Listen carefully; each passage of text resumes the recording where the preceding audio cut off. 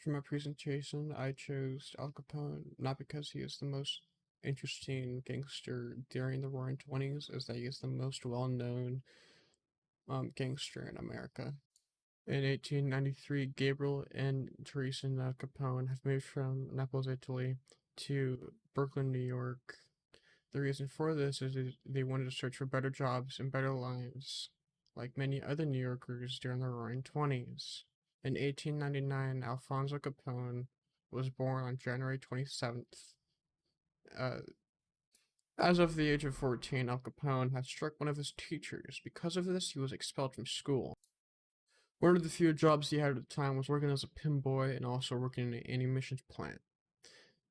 During this time, he was working as a gangster in 40 Thieves Juniors and part of the South Brooklyn Rippers. Later on in his life, when he turned 18, he became a bouncer for a bar. During this time, he had approached a lady named Lena.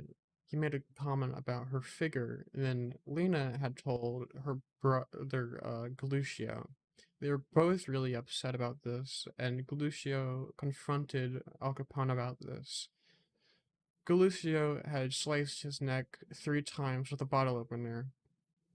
From this, he had 3 scars, and he had gained the name Scarface.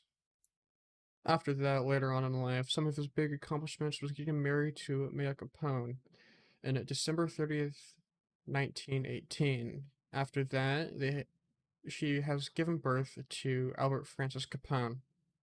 During this time, he has gained the title of a crime boss from climbing up the ranks in order to the gangs he was a part of. During this time as a crime boss, he has gained major territory around Brooklyn, New York, and was a major competitor in the underworld. One of his big accomplishments that has led to his downfall was on February 14th, 1929. He has lined up 7 rival gang members, and he had shot them all. On this day, it was called Valentine's Day Massacre, and from this day, he was dominating the underworld. Since the day of Valentine's Day Massacre, he has become the #1 person on the FBI's most wanted list by the 1930s. The agent that was hunting him down was named Elliot Ness. On June 5th, 1931, Al Capone was indicted for 12 counts of conspiracy for violating the Prohibition laws. He was sentenced 11 years to federal prison for 22 counts of federal tax evasions. He was fined $50,000 to $80,000. I couldn't get the precise number from the different sites giving different numbers. On August 22nd, 1934, Al Capone was sent to the new federal prison called Alcatraz. A few years later, in 1939, in November, Al Capone had suffered a later stage of syphilis. Later on, he was released and treated to the Baltimore Hospital. He retired to his Florida estate, wherein he has died from a cardiac arrest in 1947. When he died, he was 48 years old. For a quick wrap up, in the past few slides, I have gone over Gabriel and Tristan Capone moving to America in 1893 from Naples, Italy. In 1899, Alfonso Gabriel Capone was born. Uh, his first incident at school was him striking a teacher at the age of 14, then having to pick his first job as a pinboy, and then later on becoming an ammunitions, and then on the side, on top of that, becoming a gang member in 40 Thieves Junior. And that was the start of his career.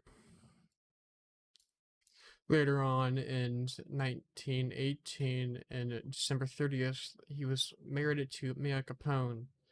During this time, he had become a crime boss. From his endeavors during being a crime boss, he had done so many crimes. He was sent to the federal prison of Alcatraz for 22 counts of tax evasions. Thanks to these resources that I got online, I was able to gather the information for my presentation.